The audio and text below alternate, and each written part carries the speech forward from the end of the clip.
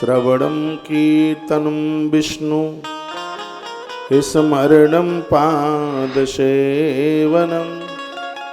अर्चनं वंदनं दास्य सख्य आत्मनिवेदनम्। वो कहते हैं अच्छा सुनो, अच्छा बोलो और अच्छा सोचो, और एक आदत डाल लो कि हमारे दिन का आरंभ चरण स्पर्श से होगा, वंदन प्रणाम करने से होगा। जो प्रकृति को प्रणाम करते हैं देवता भी उसके सामने हाथ जोड़ के खड़े हो जाते हैं, पूरी दुनिया उनकी हो जाती है। ये आदत डालिए। पूज्य श्री डोंगरे जी महाराज की तस्वीर कभी देखी जाए तो उनके हाथ ऐसे ही जुड़े रहते थे, इससे अभिमान भी समाप्त हो। चरण छूने में बिल्कुल लाज न लगे। इतना बड़ा आदमी मत बनना जिसको चरण छूने में शर्म लगे। किताबें कंठस्थ हो जाती हैं आशीर्वाद लेने से, एक बार जो पढ़ लोगे वही याद हो जाएगा। राम जी को सब कुछ कंठ, सब विद्या हृदय में आके समाहित हो गई। राम जी के पास एक बड़ा अद्भुत गुण है, क्या है?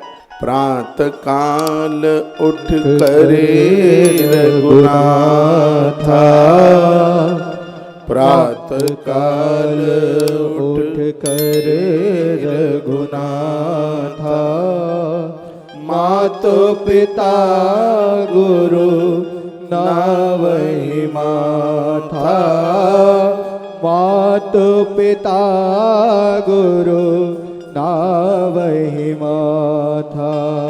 प्रातः काल उठ कर रघुनाथा, प्रातः काल उठ कर रघुनाथा, मात पिता गुरु नावहि माथा, मात पिता गुरु नावहि माथा।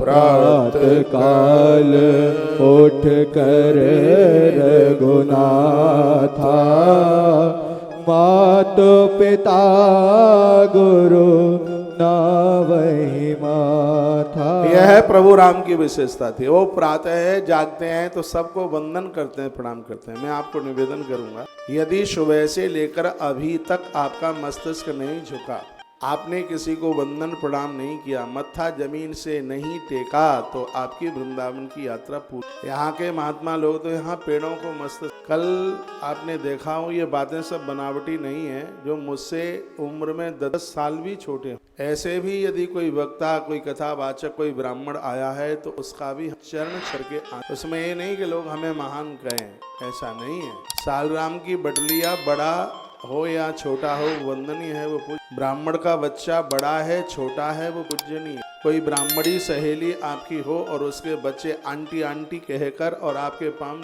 आपने 10-10 गायों का गोदान भी किया होगा तो भी वो पुण्य उड़ जाएंगे। ब्राह्मण से पाम छुपाए नहीं जाते, वो भले ही बच्चा है छोटा है, एक गुरुकुल के, तो उसमें हमारे पुण्य छीण नहीं होते हैं।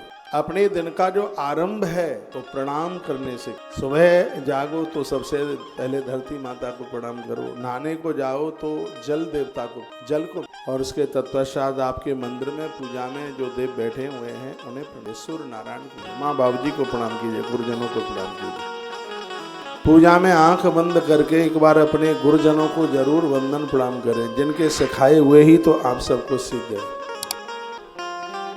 आपके बच्चे अभी छोटी उम्र के हैं, बहुत नाजुक हैं, इन्हें गुरु परंपराओं से, गुरुकुलों से उन्हें जोड़िए, ये बहुत ज़्यादा जरूरी है।